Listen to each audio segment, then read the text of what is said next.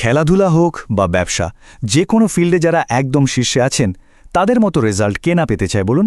চলুন আজ আমরা এই ব্যাপারটা একটু ভেঙে দেখি, কিভাবে তাদের সাফল্যের কৌশলটা নিজের করে নেওয়া যায়। আচ্ছা, এই যে সেরা হওয়ার কথা বলছি, এর মূলে কিন্তু একটাই প্রশ্ন, এই দারুণ সাফল্যের উৎসটা আসলে কি?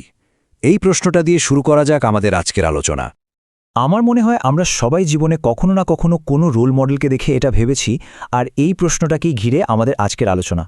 এই রহস্যের সমাধানটা কি, সেটাই আমরা খুঁজে বের করব। তো চলুন রহস্যের গভীরে যাওয়া যাক। আসলে এর সমাধানটা লুকিয়ে আছে দারুণ একটা কৌশলের ভেতর, যেটাকে বলা হয় মডেলিং। আসুন এই পুরো আলোচনার মূল আইডিয়াটা আগে বুঝে নিই। দেখুন, মডেলিং মানে কিন্তু স্রেফ কাউকে নকল করা নয়, এটা তার থেকে অনেক গভীর একটা ব্যাপার। এটা হলো একজন সফল মানুষের কাজের ধরন, তার চিন্তার প্যাটার্নগুলো শিখে নিজের মধ্যে নিয়ে আসা, যাতে তার মতো ফলাফল পাওয়া যায়। এই পুরো ধারণার পিছনে যে বিশ্বাসটা কাজ করে সেটাই সবচেয়ে ইন্টারেস্টিং। সাফল্য কোনো জাদু নয়, এটা একটা স্কিল বা দক্ষতা, যেটা যে কেউ চেষ্টা করলে শিখতে পারে। তো যেহেতু সাফল্য একটা স্কিলের মতো যেটা শেখা যায়, তাই এই দারুণ কৌশলটাকেও আমরা খুব সহজ একটা কাঠামোতে ফেলতে পারি। চলুন দেখে নিই সাফল্যের সেই ৩টা মূল ভিত্তি বা পিলার কি কি।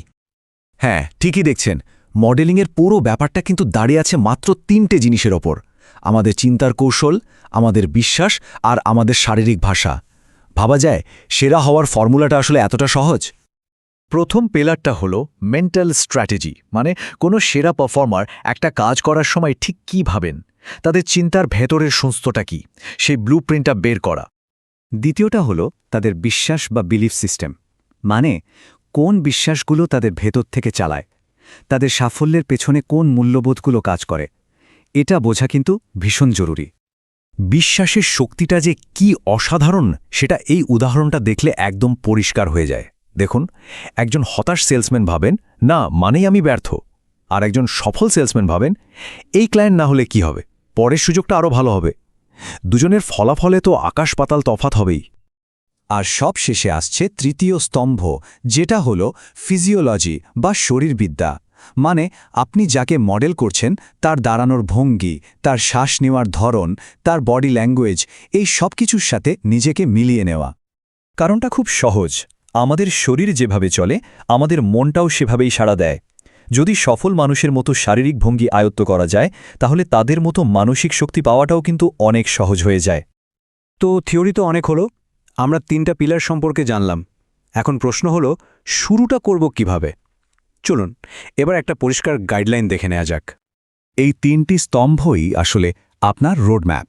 কাজটা শুরু হবে তাদের স্ট্র্যাটেজি বা কৌশলটা খুঁজে বের করার মাধ্যমে, তারপর গভীরে গিয়ে তাদের বিশ্বাসটা বুঝতে হবে, আর সবশেষে তাদের শারীরিক ভঙ্গি বা ফিজিওলজির সাথে নিজেকে মেলাতে হবে। ব্যাস। তো এই ধাপগুলো ফলো করলে কি লাভ হবে? চলুন এই কৌশলটার সবচেয়ে বড় এবং আমার মতে সবচেয়ে দারুণ সুবিধাটা জেনে নেওয়া যাক। মডেলিং কিন্তু শুধু একটু আধটু ভালো করার জন্য না, এটা শেখার প্রক্রিয়াটাকে রকেটের গতি দেয়। মানে বছরের পর বছর ধরে ভুল করতে করতে শেখার বদলে এটা আপনাকে সরাসরি একজন এক্সপার্টের মতো করে তোলে, যেখানে কাজটা আপনার জন্য একদম স্বাভাবিক হয়ে যায়। আর ভাববেন না যে এটা শুধু কাজ বা খেলার মাঠের জন্য। এই কৌশলটা জীবনের প্রায় সব ক্ষেত্রেই কাজে লাগানো যায়। কোনো আসক্তি থেকে বের হওয়া, ক্রিয়েটিভিটি বাড়ানো, সম্পর্ক ঠিক করা, এমনকি স্বাস্থ্য ভালো রাখার জন্য এটা দারুণ কার্যকরী। তাহলে একটু ভাবুন, যদি দুশ্চিন্তা আর আশা দুটোই এক একটা প্যাটার্ন হয়, তাহলে এই কৌশলটা ব্যবহার করে আমরা কি রিভার্সডভাবে দুশ্চিন্তার প্যাটার্ন থেকে বেরিয়ে এসে আশার প্যাটার্নে ঢুকতে পারি না?